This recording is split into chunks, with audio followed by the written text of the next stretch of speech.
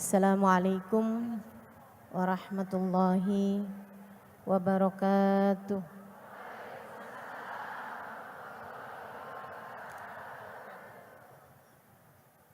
Alhamdulillah. Wassalatu wassalamu ala Rasulillah Muhammad ibn Abdillah wa ala alihi wa sahbihi wa man walah.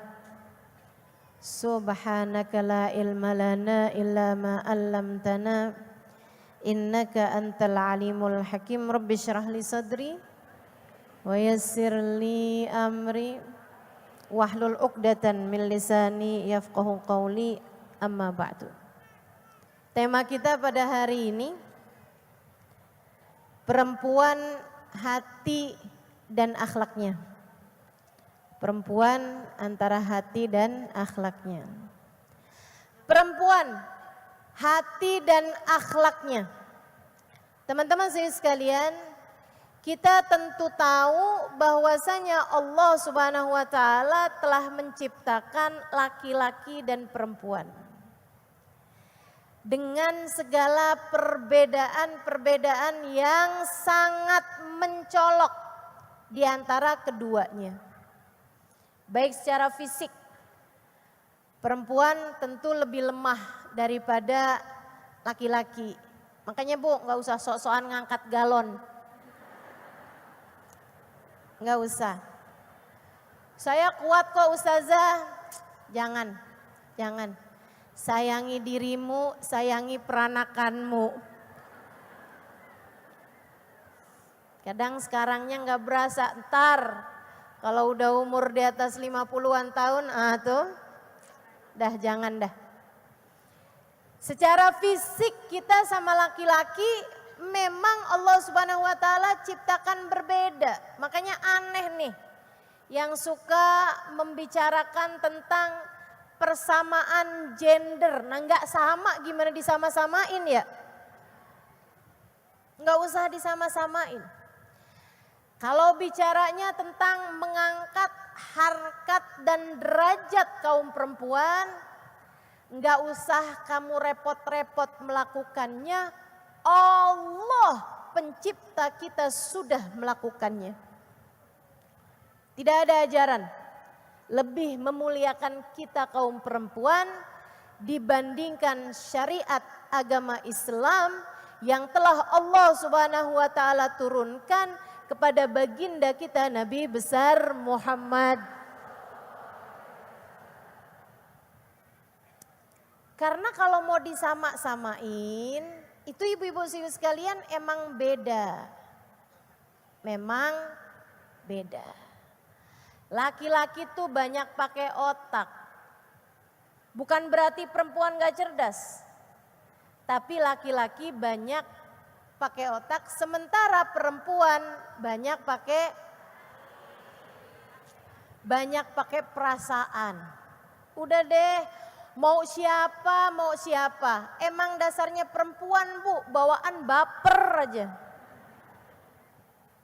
Makanya perempuan tuh nggak boleh jadi hakim. Kenapa gitu? Khawatir menghukumi didasari dengan perasaan. Ya, rasa iba, rasa kesian, mukanya cakep, hukum bisa beda. Mukanya nih kayaknya nyebelin, nah itu hukum bisa beda tuh. Kalau jatuhnya sama perempuan. Belum lagi kalau perempuannya lagi PMS. Dia jalan bawa mobil aja tiangnya yang minggir.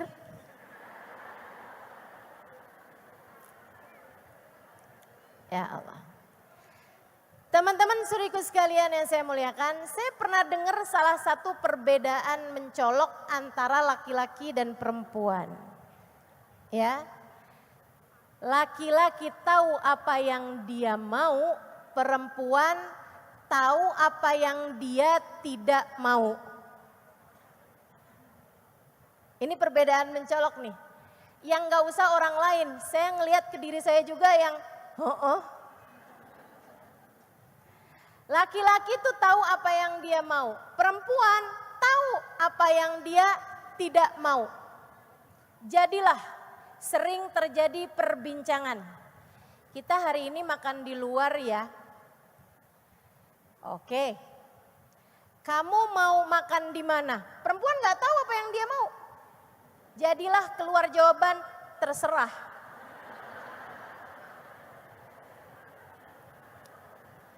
Kalau gitu kita makan di restoran Padang ya. Perempuan tahu apa yang dia tidak mau.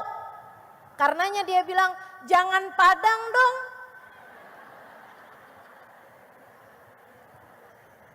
Kemarin pulang pengajian dikasihnya makanan nasi Padang. Oh, kalau gitu kita makan soto aja ya. Kalau gitu kita makan di mana? Terserah. Karena dia nggak tahu apa yang dia mau. Kalau gitu kita makan soto aja ya. Jangan soto dong. Terus aja tuh begitu. Sampai malam. Dan keduanya tertidur dalam keadaan kelaparan.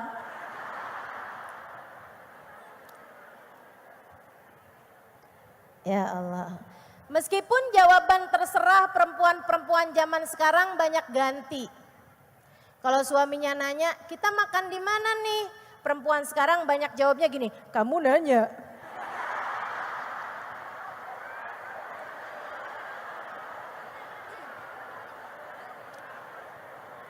Teman-teman sekalian yang saya muliakan, nggak usah disama-samain, laki-laki dan perempuan emang pada dasarnya nggak sama.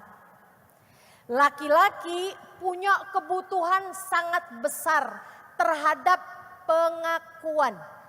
Perempuan punya kebutuhan yang sangat besar terhadap perhatian. Nih saya kasih ilmunya nih. Jadi kalau laki-laki itu senang dibilang, kamu adalah orang yang paling bisa saya andalkan. Karena dia perlu pengakuan. Kalau perempuan dibilangin, kamu emang selalu bisa saya andalin. Perempuannya bilang, emang apa-apaan nyuruh gua mulu.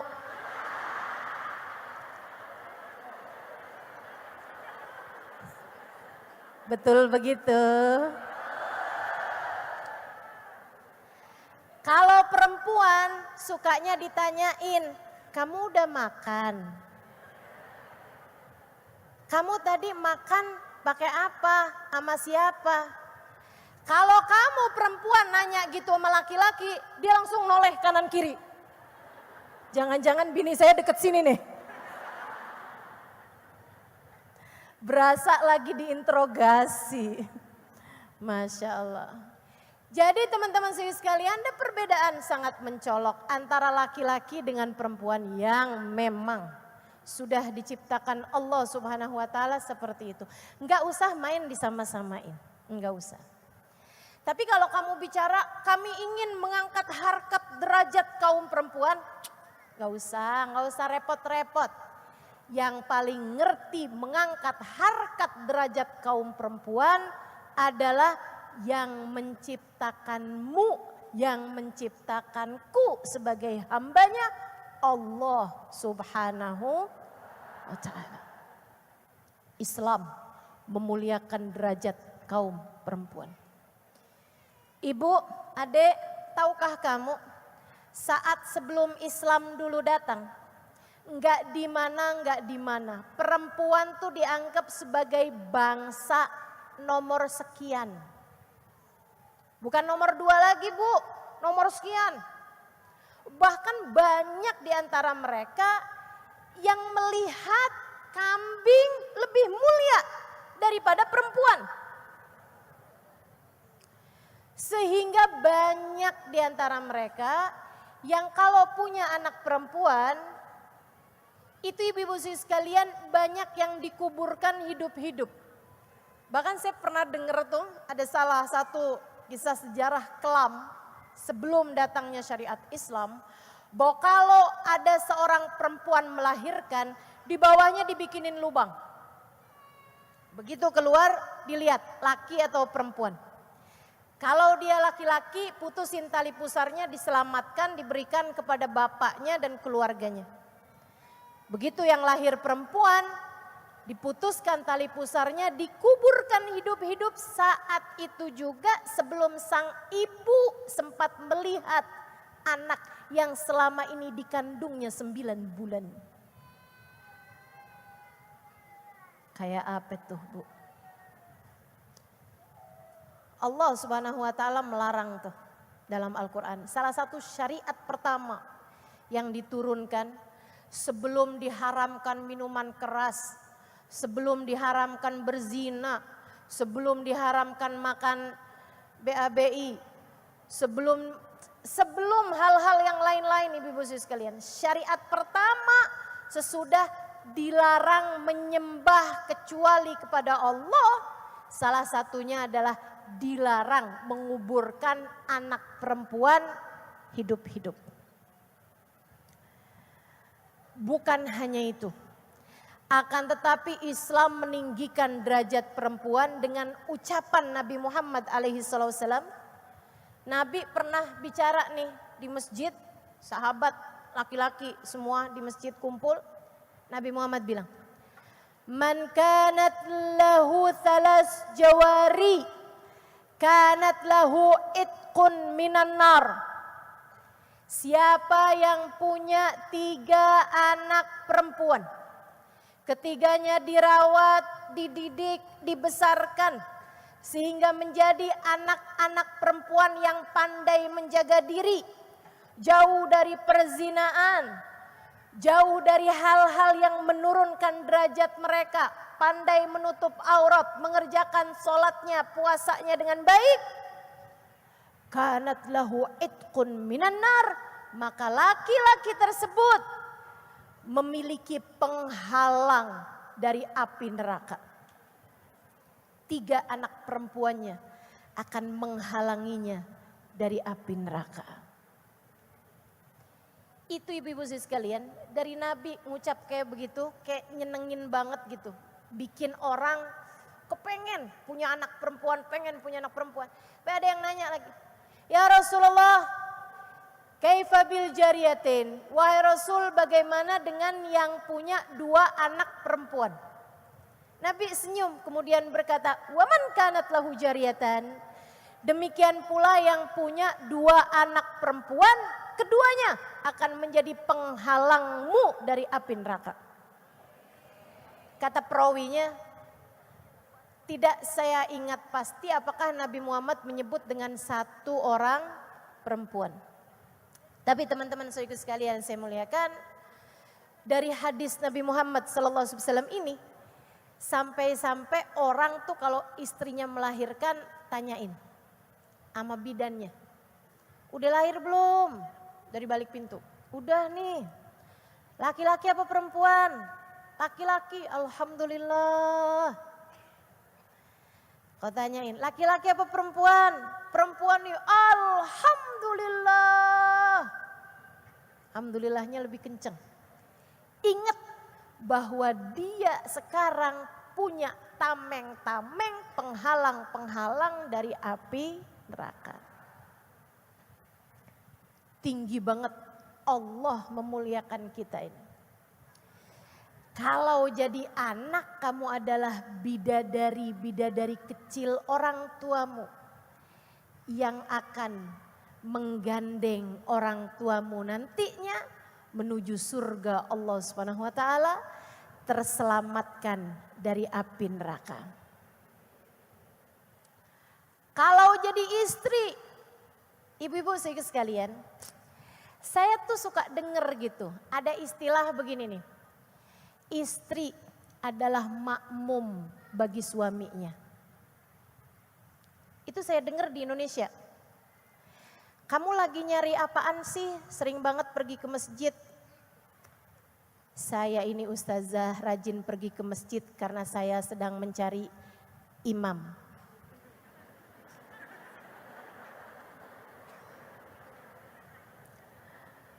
Maksudnya imam buat sholat, bukan imam dalam menempuh kehidupan. Teman-teman sekalian yang saya muliakan.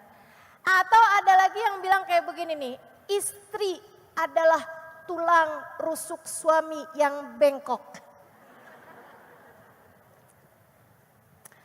Ya Allah. Bu. Atau lebih tepatnya Dek.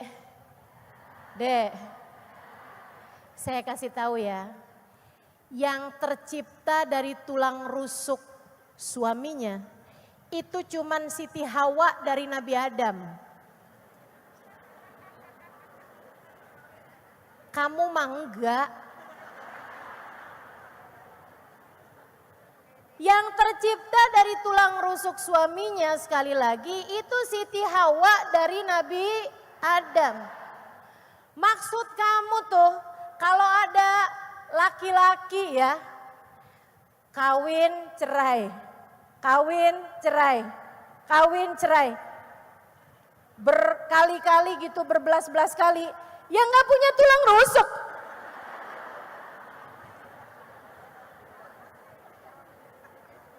Enggak gitu. Atau istri sebagai makmum suaminya, artinya berdiri di belakang. Ini istilah ini nih, saya sering dengar justru di Indonesia dan justru bukan di kalangan pesantren. Gitu kan? Engkau adalah imam terbaik dalam kehidupanku.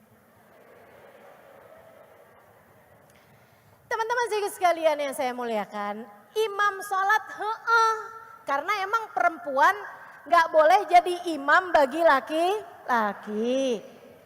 Akan tetapi ibu-ibu sekalian, kalau dalam kehidupan istri itu bahkan bukan makmum. Bukan. Apa sih Allah mendefinisikan istri? Nih dengerin saya. Ada khutbahnya Nabi Muhammad SAW. Khutbah terakhir Nabi Muhammad SAW. Nabi khutbah beberapa wasiat yang cukup panjang. Salah satunya untuk kaum Ansor sama kaum Muhajirin biar pada akur. Orang Ansor mesti sayangi Muhajirin, orang Muhajirin mesti sayangin Ansor. Orang Muhajirin itu orang dari Mekah, kalau orang Ansor adalah orang asli Madinah. Salah satu pesannya Nabi Muhammad yang paling terkenal dari khutbah terakhirnya Nabi Muhammad adalah tentang sholat. Kata Nabi, as-salah wa ma malakatil yamin, as-salah. Gitu. Sholat ya jagain, sholatnya jagain.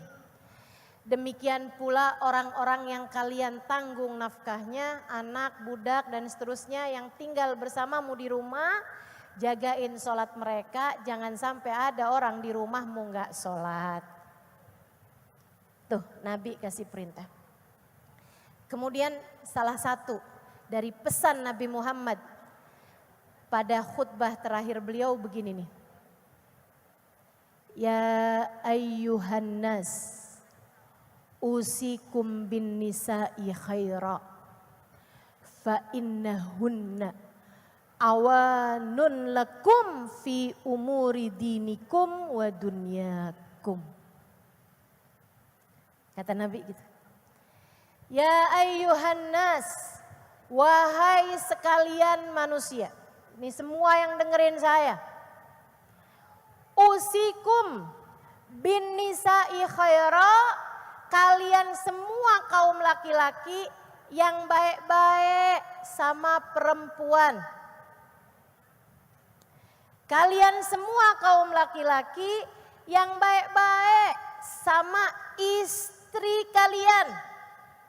Ya Allah, saya sih waktu dengernya ngerasa banget kalau kita nih disayang-sayang sama Nabi Muhammad. Nabi sampai pesan sama laki kita, sama suami kita, biar baik-baik sama kita, kurang GR apa kita? Masya Allah, Masya Allah. Usikum bin nisa'i khaira, kata Nabi gitu, yang baik-baik kalian sama istri kalian.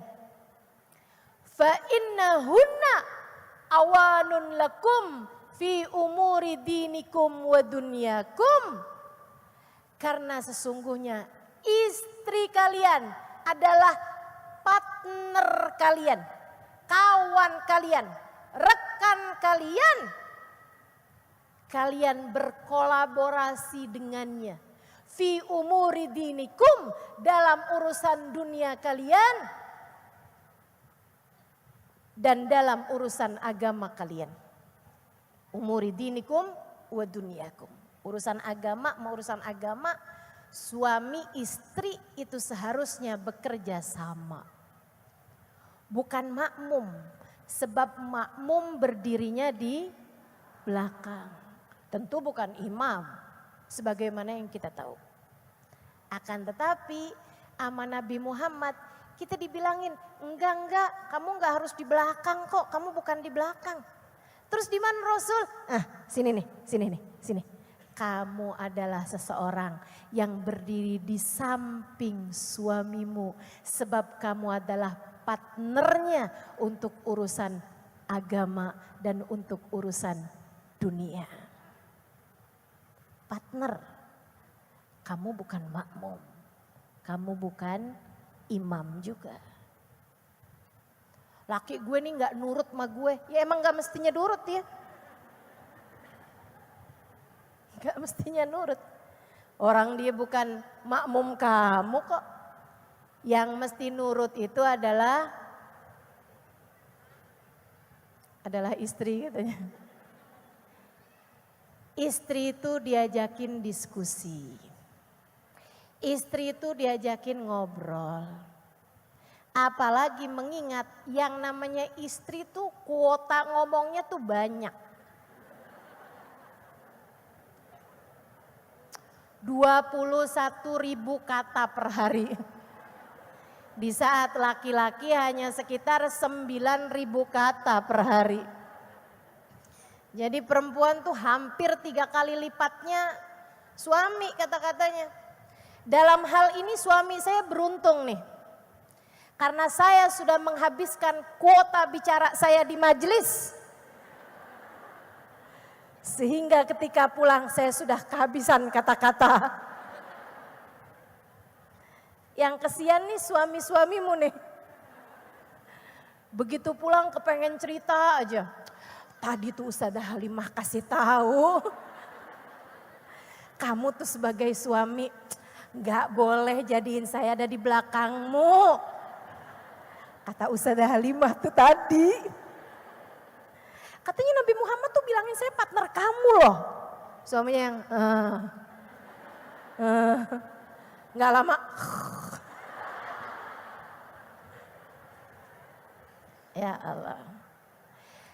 Saudaraku sekalian yang saya muliakan, nih Nabi Muhammad menyebut kita sebagai partner, begitu tingginya derajatnya teman-teman. Bahkan dalam hadis yang lain, Nabi Muhammad kasih tahu, ad-dunya mata wa khairu mata'iha al-mar'atu salihah.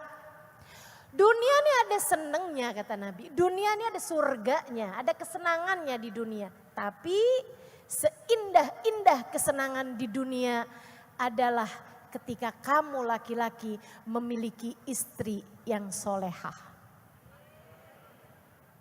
Kok amin? Coba saya tafsirkan aminnya nih ya. Kamu sedang mendoakan suamimu untuk mendapatkan istri yang solehah? Atau kamu sedang mendoakan dirimu agar menjadi istri yang solehah? Yang kedua, oke baiklah. Teman-teman saudaraku sekalian yang saya muliakan, ini perempuan ya. Nabi menyebut kita sebagai sekeping surga Allah di bumi. Kurang tinggi apa coba? Jadi gak usahlah kamu bicara tentang persamaan gender, emansipasi dalam artian kalau laki-laki bisa jadi supir bis kenapa perempuan enggak? Asli teman-teman, saya gak kepengen jadi supir bis. Emang kamu mau? Enggak. Jadi nggak usah khawatir gitu, nggak usah khawatir. Islam sudah mengangkat derajatmu sedemikian rupa. Allah sampai bilang, kamu ketika jadi anak bidadari orang tuamu yang akan menggenggam langkah kedua orang tuamu menuju surga, kamu kalau jadi istri adalah sekeping surga Allah di atas muka bumi ini. Kalau jadi ibu ya Rasulullah, wah surganya turun ke bawah telapak kaki. Kata Nabi Muhammad, al-jannatu tahta aqdamil ummahat. Surga adanya di bawah telapak kaki para ibu. Waduh, kamu seret-seret kemana-mana tuh.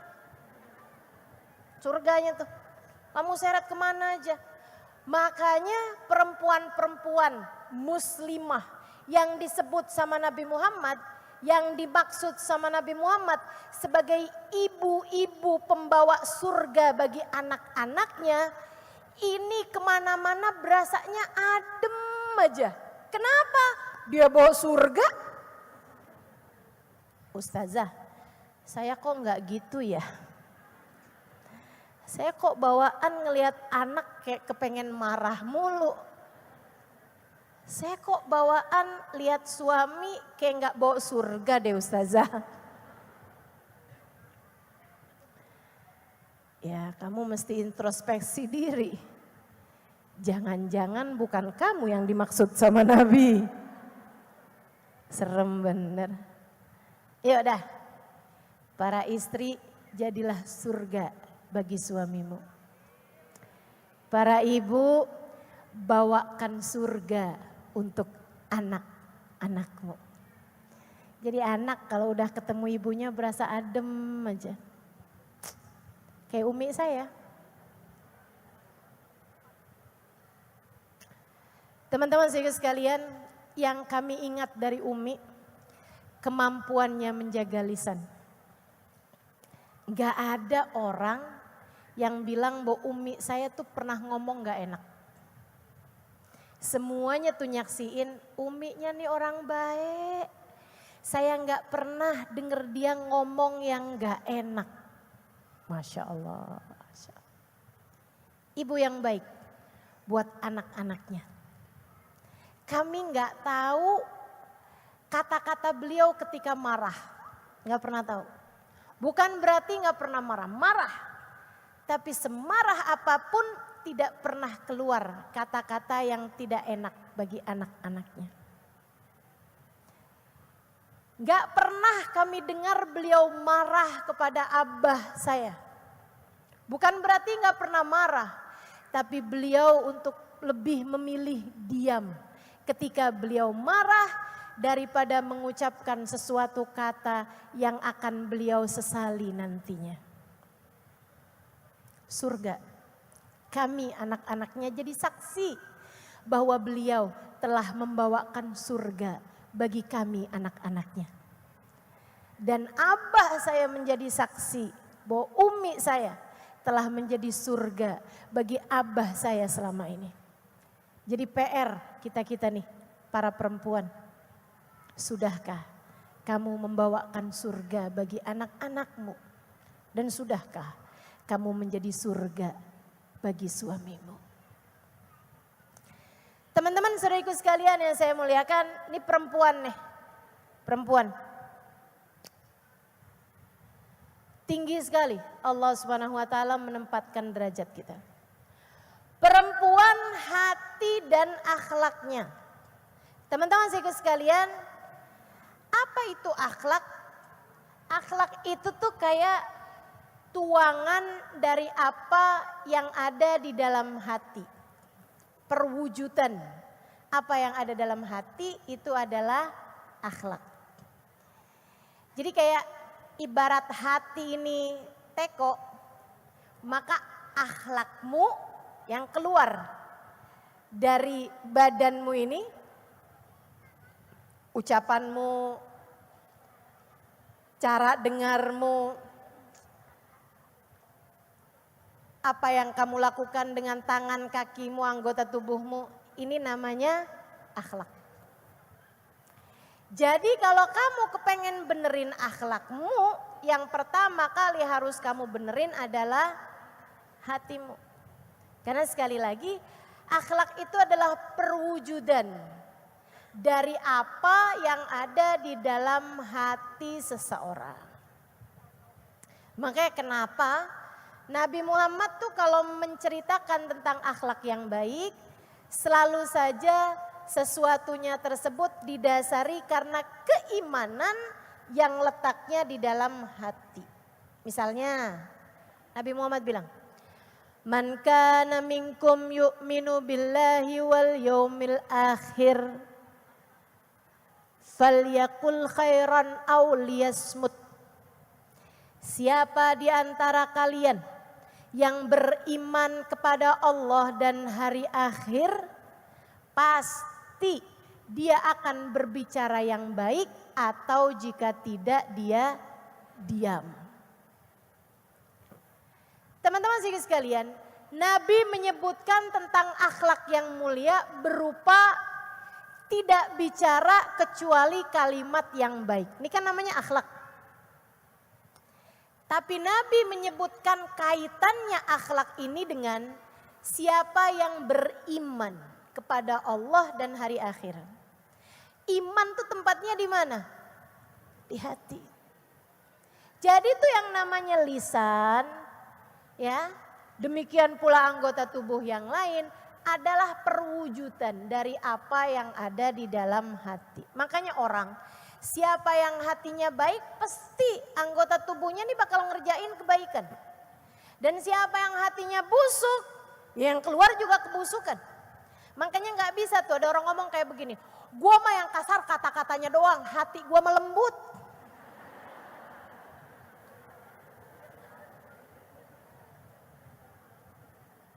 Hati gua melembut bener, gua mah kata-katanya doang nih yang kasar nih. Teman-teman saudaraku sekalian, ya itu sih namanya bukan akhlak gitu ya. Kalau kata-kata kasar ya artinya di dalamnya juga kasar. Hatinya juga nggak baik gitu kalau sampai kata-katanya kasar. Saudaraku sekalian saya muliakan. Nah kalau orang sih ngaku-ngaku kayak begitu ya banyak aja Bu. Saya ingat pernah baca sejarah seorang kriminal paling jahat se-Amerika yang sampai cari-cari polisi nggak bisa-bisa sampai akhirnya dibombardir, ketahuan ketemu di tempat perempuannya, tempat pacarnya, itu dibombardir sampai berapa puluh polisi, sampai akhirnya di badan dia itu ditemukan sekian belas apa puluh gitu peluru ketika matinya.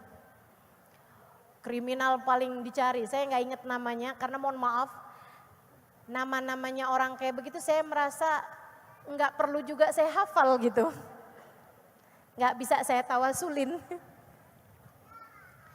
Yang saya mau ceritakan, ketika kemudian jenazahnya nih diangkat untuk dibawa pakai ambulan gitu ya, diotopsi. Itu teman-teman saya sekalian ditemukan ada satu lembar kertas di dalam bajunya.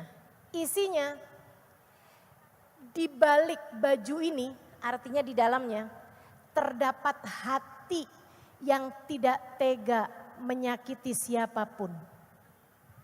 Dia adalah orang yang beberapa jam sebelumnya dia ditangkap sama polisi, polisi nanyain apa, dan waktu polisi itu lagi ngambil kertas gitu ya, dia kemudian tembak orang tersebut dan dia lihat ada orang-orang di sekelilingnya yang ngelihat dia nembak polisi, ditembak juga sekalian, der, mati. Dia bilang di balik baju ini terdapat hati yang tidak tega menyakiti siapapun. Kalau ngaku-ngaku mah semua orang juga bisa.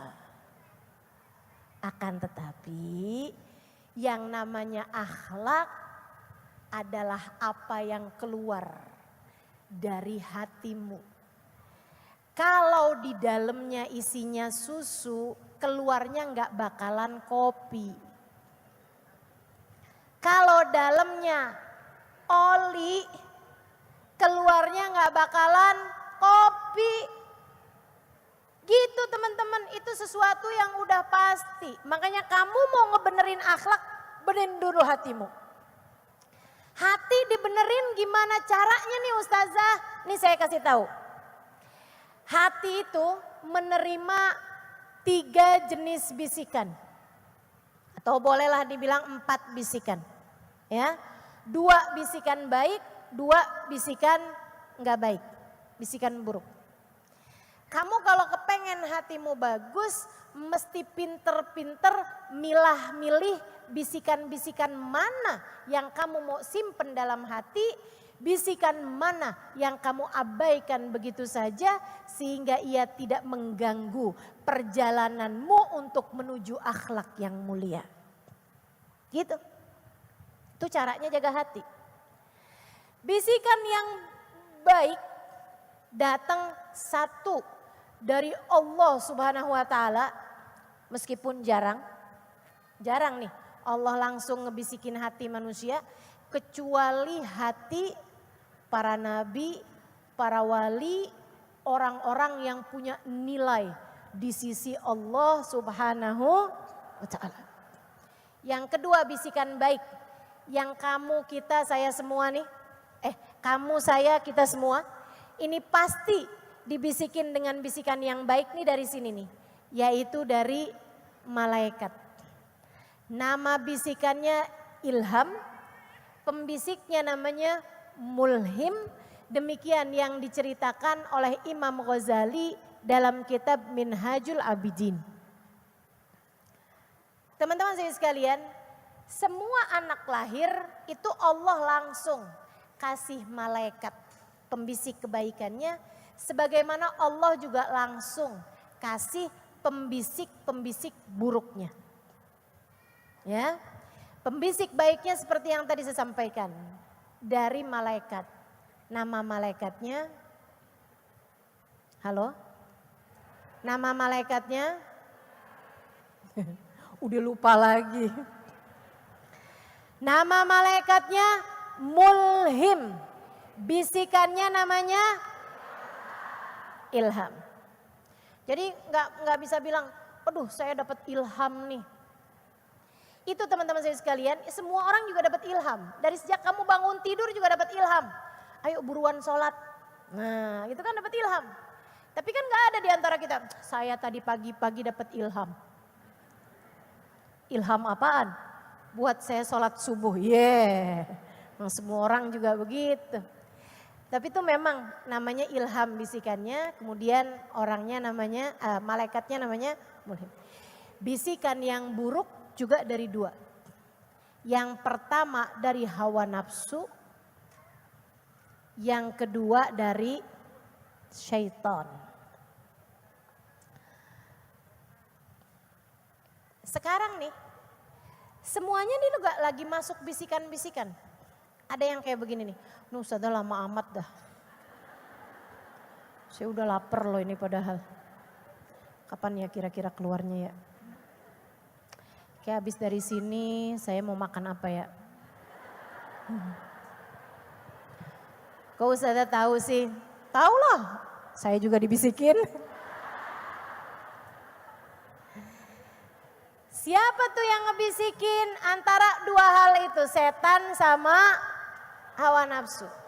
Ngebedainnya gimana Ustazah? Paling gampang sih pas Ramadan. Ramadan tuh setannya cuti, yang sisa cuman hawa nafsu. Kamu kalau Ramadan tuh bangun tidur aja udah kepikiran bukanya mau makan apaan. Itu bisikan datangnya dari siapa tuh? Hawa nafsu. Lagi Ramadan aja, tiap kali mau baca Quran, udah deh ntar aja deh. Itu datangnya dari mana bisikannya? Pas lagi mulai baca Quran, baru aja berapa ayat udah nguap mulu. Padahal kalau buka TV nonton kagak ada ngantuk-ngantuknya. Tapi giliran baca Quran, a'udzubillahi minasyaitonirrajim.